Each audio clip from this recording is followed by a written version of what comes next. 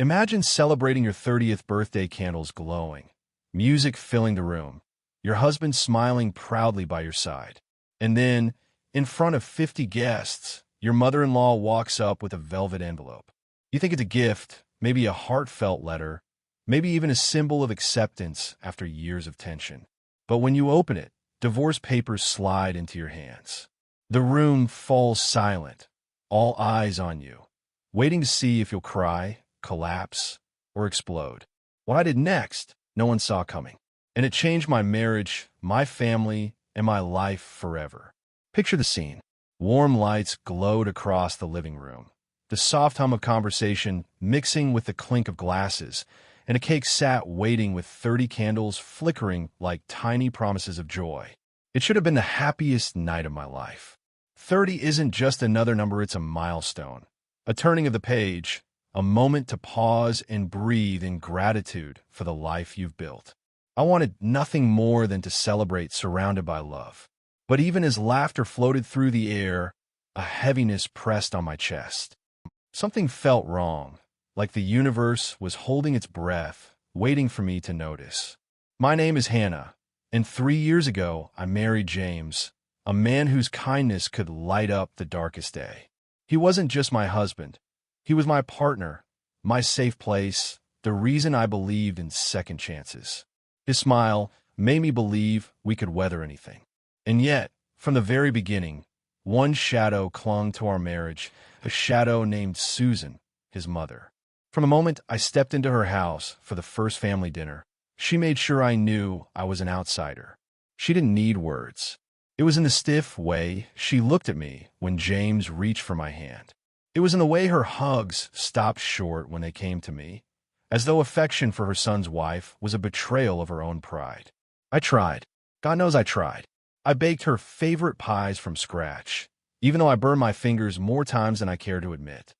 I remembered her birthday before James did, picking out thoughtful gifts I hoped would make her see how much I wanted to be part of the family. I complimented her garden, her cooking, even her taste in curtains. Every time I thought I was extending an olive branch, she snapped it in half with a smile that looked polite but carried ice. She'd take the pie, then sigh about how her neighbor's recipe was better. She'd unwrap the gift, only to remind James how his ex-girlfriend once gave her something more thoughtful. Each dismissal was a pinprick, small enough to ignore in the moment, but over time they formed a map of bruises across my spirit. James didn't see it, not really. He'd brush it off with the gentleness of a man who wanted peace more than truth. She's just old-fashioned, he'd tell me. Give her time. She'll come around. He believed it with all his heart, and part of me wanted to believe it too. But deep down, I knew Susan wasn't holding back because she needed time. She was holding back because she didn't want to share him.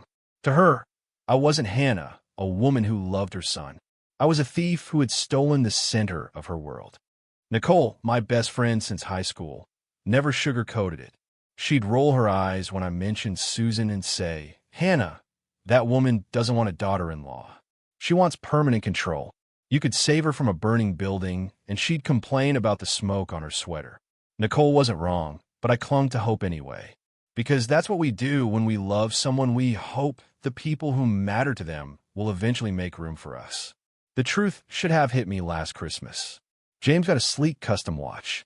His brother unwrapped brand new golf clubs. Even his cousin's boyfriend, someone I'd barely seen before, walked away with a designer sweater. Me? I got a cheap candle with the price tag still on it, like she'd grabbed it on her way out of a discount store. I forced a smile as heat burned in my throat. James barely noticed until later, and even then, he shrugged. Maybe she forgot. Hannah, don't take it personally. But how could I not? The message wasn't in the candle. The message was in the choice. So when my 30th birthday rolled around, I wanted a fresh start.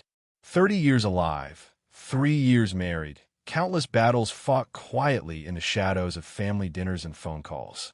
I told James all I wanted was something small: 15 people, good food, music that made us sway instead of shout. Just us and the people who mattered most. For a moment, it felt like maybe this would finally be my day, untainted by backhanded comments or subtle digs. Then Susan stepped in. "Oh, sweetheart," she cooed, her voice honey-slick and sharp underneath. "Let me plan this for you. I know exactly how to make it special." Before I could protest, she was scribbling names, venues, menus like a queen plotting a coronation. Part of me, the foolish part that still longed for her acceptance, thought maybe this was her olive branch. Maybe she really wanted to be involved, to finally treat me as part of the family. I told myself to trust her. I told myself not every battle had to be fought. But as the days passed, the party began slipping out of my hands like sand through clenched fists. The backyard gathering I imagined became a rented hall stuffed with 50 names, most of them strangers. The menu featured dishes I'd never liked, the kind Susan adored. Even the flowers clashed with me. They weren't mine, they were hers. Each decision was another reminder that this wasn't about me. This was Susan's stage, and I was just the unwilling centerpiece. James, caught in the crossfire, tried to soothe both sides. When I complained, he told me she only wanted to help. When she sighed about how difficult I was, he told me to let it go for the sake of peace. My heart sank every time he chose quiet over me. The night before the party, I lay in bed staring at the ceiling, the weight of it pressing down. Nicole's voice echoed in my head, sharper than ever. "She's up to something, Hannah. She doesn't do anything without a reason." I wanted to believe she was wrong. I wanted to believe Susan had finally chosen to be kind. I closed my eyes with a fragile hope clutched tight to my chest that maybe, just maybe, tomorrow would be different. What I didn't know was that tomorrow would be different, but not in the way I prayed for. It would be the day everything changed, the day the mask dropped, the day the truth stood naked in the light of candles and stairs. The morning of my birthday arrived with the smell of fresh coffee and the sound of James humming in the kitchen.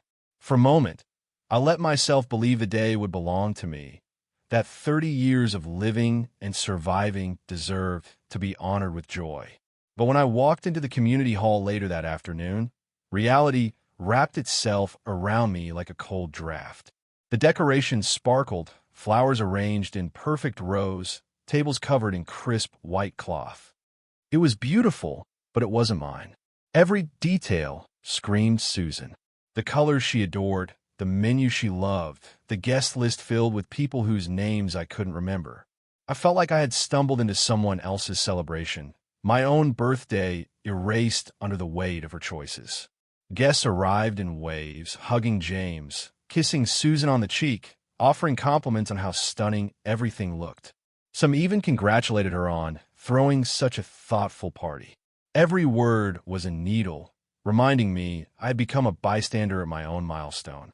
I smiled politely, but inside my chest tightened. James, ever the peacemaker, moved from group to group, proud of the turnout, his happiness genuine. Seeing him smile warmed me and hurt me all at once. He believed his mother had done this out of kindness. I wished I could see it through his eyes, but mine were clouded by the memory of every subtle jab, every cold stare, every reminder that I didn't belong. Nicole arrived late, her eyes scanning the room with suspicion. She leaned in close and whispered, "This is her show, Hannah. Just wait. She's not finished yet." Her words dug under my skin, but I shook my head, desperate to hold on to hope. "Maybe this is her way of trying," I murmured, but my voice lacked conviction. Nicole's raised eyebrow told me she wasn't convinced either. Still, I clung to that fragile thread. After all, hope was easier than admitting the truth. As the evening unfolded, I tried to lose myself in the laughter of old friends, in the warmth of candles flickering across the tables, in the music that filled the room. For fleeting moments, I almost succeeded. When James squeezed my hand under the table, I forced a smile, telling myself I could survive this night as long as he was by my side. The food was good, the drinks flowed, and people seemed genuinely happy to celebrate. Maybe, just maybe, I had been too harsh on Susan. Maybe she really had put aside her pride to honor me. But every time I caught Susan watching me across the room, her smile didn't quite reach her eyes. It was the same look she'd given me for 3 years, polished, practiced, but sharp underneath. I brushed it away, convincing myself I was reading too much into it. I wanted to believe the evening was turning a corner, that the storm I had dreaded was only in my imagination. And then came the moment that changed everything. It happened near the gift table where I stood chatting with a few friends from college. Susan approached, her heels clicking across the polished floor, her posture perfect, her expression serene. She carried an envelope, cream-colored and elegant, the kind people use for wedding invitations or heartfelt letters. My stomach fluttered as she smiled, her voice sugar-sweet. "Hannah, darling," she said, loud enough for the surrounding guests to hear, "I have something very special for you. I've been saving this for the perfect moment." Every conversation nearby seemed to hush. People leaned in subtly, sensing significance. My heart leapt with a mix of fear and longing. Could it be? Could she finally be extending an olive branch, offering me some token of acceptance? For a split second, I imagined jewelry passed down through generations, or maybe a letter acknowledging me as part of the family. My fingers trembled slightly as I accepted the envelope, feeling its weight, believing it might carry the apology I had silently begged for. The world slowed as I slid a finger under the flap and pulled the papers free. Instead of a card, instead of warmth, instead of love, stiff legal pages fluttered to the floor. I blinked once, twice, unable to understand what I was holding until my eyes landed on the bold letters. Petition for dissolution of marriage. My name and James's name printed side by side, cold, official, undeniable. Divorce papers. Gasps rippled through the room, whispers sharp as knives. My throat closed, my vision blurred, humiliation crashing over me in a tidal wave. Susan's smile widened, satisfaction painted across her face. "Happy birthday, sweetheart," she said smoothly, her voice dripping with triumph. "Time to set my son free." The silence that followed was suffocating. 50 pairs of eyes bore into me, some shocked, some pitying, some too embarrassed to meet mine. The ground seemed to tilt, my knees threatening to buckle as shame and disbelief warred inside me. This wasn't just cruelty, it was theater. Susan had orchestrated the entire night to end with this moment, with my humiliation displayed like entertainment for her audience. I felt stripped bare, my dignity shattered under the weight of her calculated betrayal. James's face turned pale as he rushed to my side, snatching the papers from my trembling hands. "Mom, what is this?" His voice cracked, a mixture of rage and confusion. But Susan only crossed her arms, her chin lifted high, basking in the chaos she had created. "It's the gift of honesty," she declared to the room. "Hannah isn't right for this family. She never has been. I'm saving us all the trouble of pretending." Tears stung my eyes, but I refused to let them fall. Every instinct screamed at me to run, to hide, to crumble under the weight of her attack. But somewhere deep inside, another voice whispered, "Not like this. Not tonight." And that was the moment everything began to change. The room stood frozen, as though time itself had paused to witness my humiliation. My fingers still tingled where the papers had brushed them, the echo of Susan's cruel words ringing in my ears. Guests shifted uncomfortably, some whispering behind raised hands, others staring at me with pity I never asked for. My heart hammered in my chest, each beat a reminder that I was still standing, though every part of me wanted to sink into the floor and disappear. For a brief moment, I considered it running out the door, letting the tears fall where no one could see, surrendering to the role Susan had scripted for me, the weak, unworthy wife who couldn't hold her place. But then I caught sight of James, his face pale, his eyes wide with anger and disbelief. The man I loved was standing in the middle of the storm, and if I fell apart now, the storm would win. I bent down slowly, every movement deliberate, and picked up the papers from the floor. My hands no longer shook. Instead, a strange calm settled over me, like the eye of a hurricane. I looked at the words again, the cold ink that dared to define the future of my marriage, and I realized something powerful. These weren't chains unless I chose to wear them. Lifting my chin, I turned back to the crowd, my voice steady though my heart still ached. "Excuse me, everyone," I said, my words slicing through the silence like a bell in the night. Heads turned, conversations ceased. For the first time that evening, all eyes weren't on Susan, they were on me. I held up the papers, letting them flutter slightly in my hand. I want to thank Susan for this gift. I began, my tone calm but laced with steel. Because tonight, she's given me something more valuable than jewelry or flowers. She's given me clarity. A ripple of surprise moved through the crowd. I could see James's cousin leaning forward, Susan's friends exchanging uneasy glances. Even Nicole, standing off to the side, nodded slowly, her eyes glistening with pride. Susan's smile faltered, just for a second, but it was enough to know my words had pierced her carefully crafted armor. For 3 years, I continued, I have tried everything to earn this woman's respect. I've brought gifts, remembered birthdays, praised her garden, laughed at stories I'd heard a dozen times. I've bent over backwards to show her I wasn't here to take her son from her, but to love him with my whole heart. And for 3 years, every attempt has been dismissed, mocked, or ignored. Nothing I do has ever been good enough. My throat tightened, but I didn't let it break me.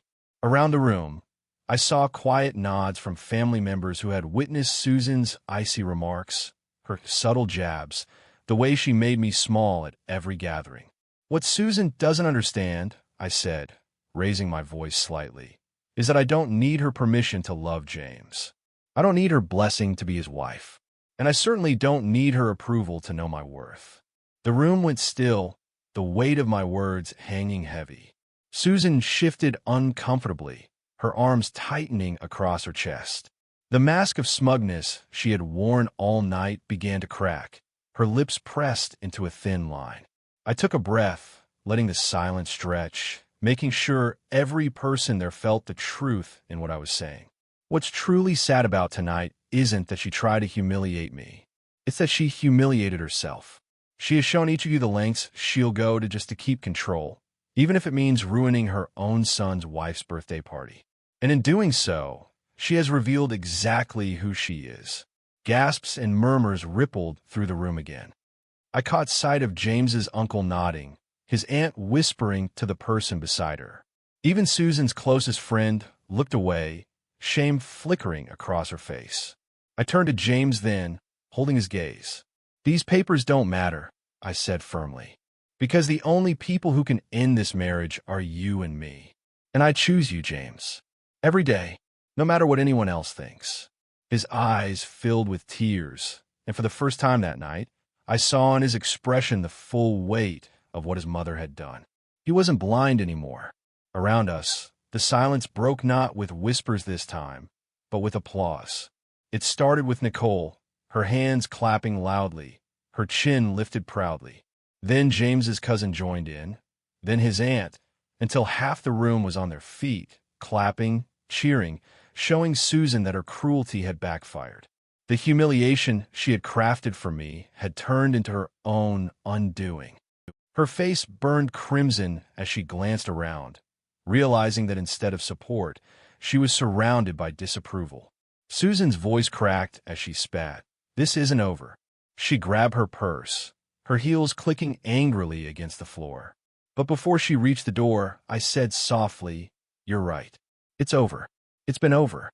Tonight, I just stopped pretending otherwise." She froze for half a second, her shoulders stiff, before storming out into the night. The sound of the door slamming behind her felt like the closing of chapter one had been trapped in for too long. When I turned back, the room wasn't filled with pity anymore. It was filled with respect. Strangers I barely knew approached me with words of encouragement. Family members admitted they had seen the way she treated me, but never had the courage to speak up. Nicole wrapped her arms around me, whispering, "That's how you take your power back." And James, standing in front of me with tears in his eyes, whispered the words I had longed to hear. "I am so sorry. I should have protected you sooner. But tonight, you protected yourself and us. I'm so proud of you." That moment didn't erase the pain Susan had caused, but transformed it. It turned my humiliation into strength, my silence into a voice that could no longer be ignored. The party went on, but it wasn't the same kind of celebration anymore. It wasn't about turning 30 or blowing out candles. It was about reclaiming myself in the very moment someone tried to take everything from me. And in that hall, surrounded by applause and love, I realized Susan had failed. She had wanted to break me, but instead, she had made me stronger. After the slam of the door faded and the clapping died down, the air inside the hall felt different, lighter somehow, though my body still shook from the adrenaline of what had just happened. I stood there with the papers still in my hand, staring at the black ink as though the words themselves might crawl off the page and wrap around me. James touched my shoulder gently, his face pale but filled with something I hadn't seen before: clarity. For years he had defended his mother, made excuses for her sharp words and cold gestures, convinced himself that time would soften her edges. But tonight there was no excuse, no veil of misunderstanding. The truth stood naked in front of everyone, and he had watched me face it head on. He whispered my name, his voice catching, and when I looked at him, I saw shame and pride battling in his eyes. Shame that he hadn't seen it sooner, pride that I had stood taller when the world expected me to fall. As guests slowly returned to their conversations, the atmosphere began to change. People came up to me quietly, their words like balm on raw wounds. James's aunt pressed my hand and murmured that she had seen the way Susan treated me for years, but never dared to say anything. His cousin told me she had often wanted to call it out herself, but worried it would tear the family apart. Even Susan's closest friend shook her head, telling me softly that while she had always admired Susan's confidence, tonight she had gone too far.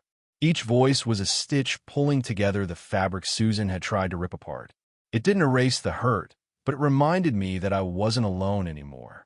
Nicole clung to me like a sister, whispering, "Do you see now, Hannah? Do you see that it was never you? It was always her." Her words sank deep, and for the first time in years, I felt the heavy chains of self-doubt loosen.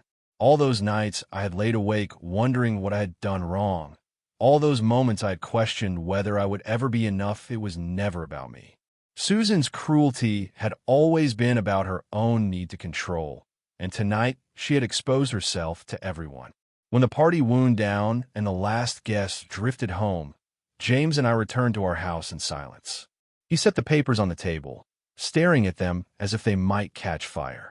I sat across from him, exhausted but strangely lighter. He finally broke the silence, his voice raw. "I should have protected you. I should have seen it. I don't know how I missed it for so long."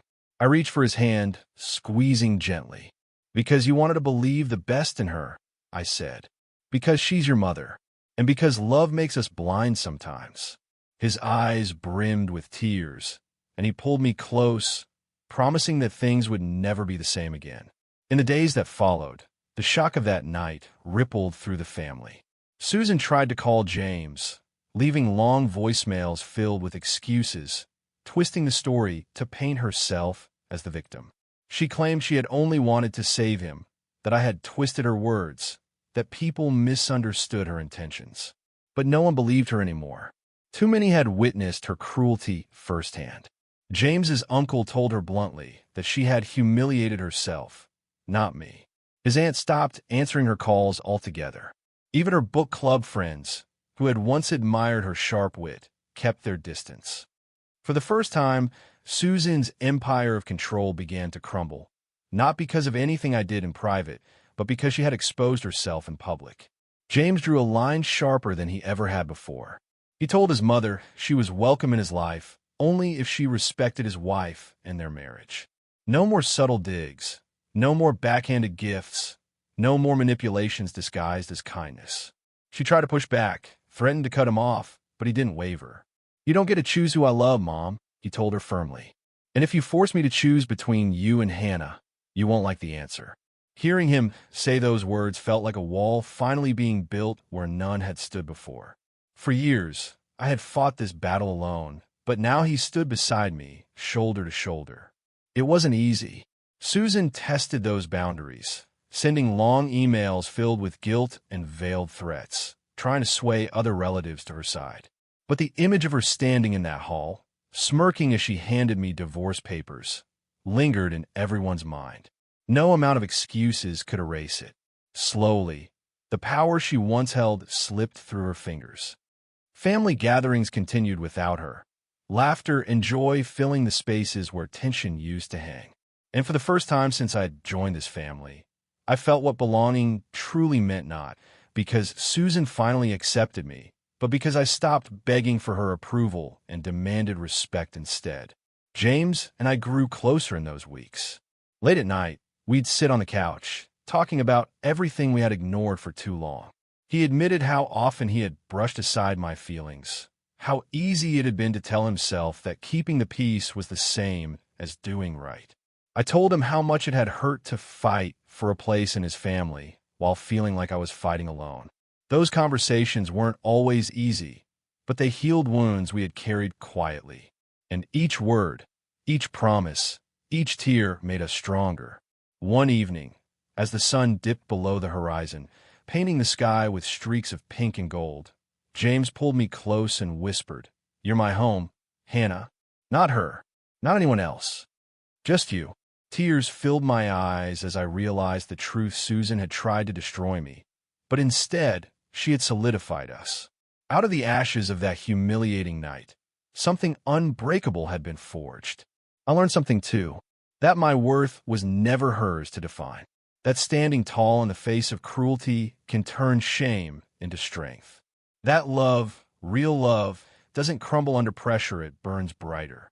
And that sometimes the only way to silence a toxic voice is to raise your own.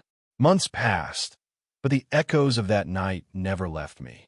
Every time I thought back to the moment Susan handed me those papers, the shame I once felt was replaced by something stronger, a sense of victory. She had tried to break me down in front of 50 people, but instead, she revealed herself for who she truly was. The ripple effect changed everything. Family gatherings became more peaceful without the constant tension she carried with her. People who once stayed silent began to speak openly about how they had endured her manipulation too.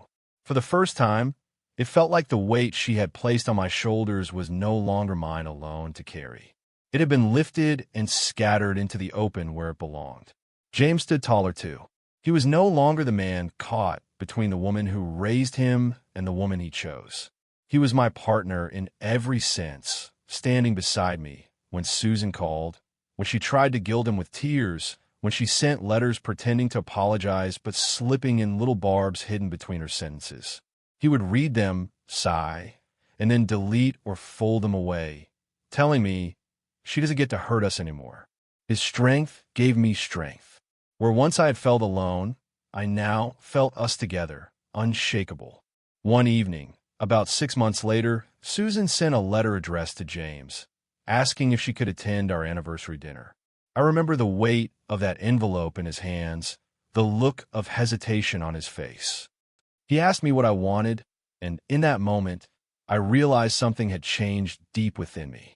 I no longer needed to fear her presence. She could only wound me if I allowed her words to matter, and they didn't anymore.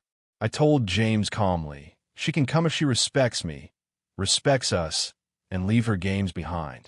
But if she can't, then she chooses to stay away." He nodded, and for once, he didn't argue or try to soften my stance. He knew I was right. The night of our anniversary, Susan walked into the restaurant where we had gathered. She was polished, as always, but there was something different in her eyes, a caution, maybe even recognition that her power was gone. She greeted James warmly, then turned to me with a stiff but polite smile. No warmth, no real affection, but no venom either. It wasn't the acceptance I once craved, but it was respect, and that was enough. I didn't need her love. I didn't need her approval. What I needed was peace, and in that moment, I felt it. Over the meal, she stayed civil, speaking mostly about safe topics. There were no digs about my cooking, no comparisons to ex-girlfriends, no sly remarks about how she wished things were different. She kept her words measured, perhaps because she knew that one misstep would end her invitation to our lives permanently. I didn't see it as her defeat anymore. I saw it as my victory, because I had drawn the line, and she had no choice but to stand on the other side of it. Later that night, James wrapped his arms around me and whispered, I never realized how strong you were until that party. You didn't just change the way I see her, you changed the way I see us." His words settled into my heart, a reminder that love grows not in the absence of storms, but in the way two people hold each other through them. We had been tested in the harshest way possible, and we had come out stronger, bound not just by vows, but by the fire of survival.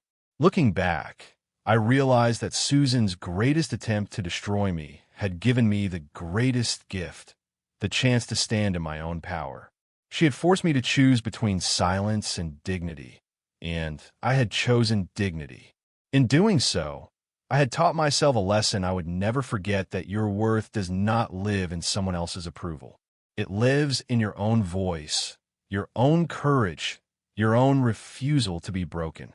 To anyone listening to this, to anyone who has sat in silence while someone chipped away at your spirit, to anyone who has begged for acceptance that never came, I want you to know this: you are enough. You don't need their validation to prove your worth. You don't need their approval to live your life fully. And if someone tries to strip you of your dignity in public, stand taller in public. Don't let them define your story. Write your own. When Susan left that night, she was still Susan, proud, stubborn, unwilling to ever admit she was wrong. But I wasn't the same woman she had met 3 years before. I wasn't the woman desperately trying to prove herself, hoping every smile or gesture might earn a place in her heart. I had stopped fighting for a seat at her table and built my own instead. And James sat at it with me, by choice, by love, by conviction. That was all I ever needed. The truth is, I'll never know why she despised me so fiercely, why she felt threatened by the love I shared with her son. But I do know this: her war against me only made me stronger, and her attempts to silence me only amplified my voice. My 30th birthday was not ruined. It was reborn, because that night, in front of everyone, I chose myself. And that choice has carried me every day since. So if you've ever faced someone like Susan in your life, someone who wanted to dim your light just so theirs could shine brighter, remember this: you don't have to shrink. You don't have to surrender. You only have to stand, and when you do, the whole world will see you differently. And that is the story of how my mother-in-law tried to end my marriage with divorce papers at my own birthday party, and how my reply ended her control over us forever. If this story spoke to your heart, I invite you to like, share, and subscribe. Tell me in the comments, have you ever had to stand tall against someone who tried to tear you down? I want to hear your story, because together, our voices are louder than their cruelty. If this story hit you in the heart, don't forget to like this video and share it with someone who needs to hear it today. Make sure you subscribe so you never miss another story that reminds us how strong we really are.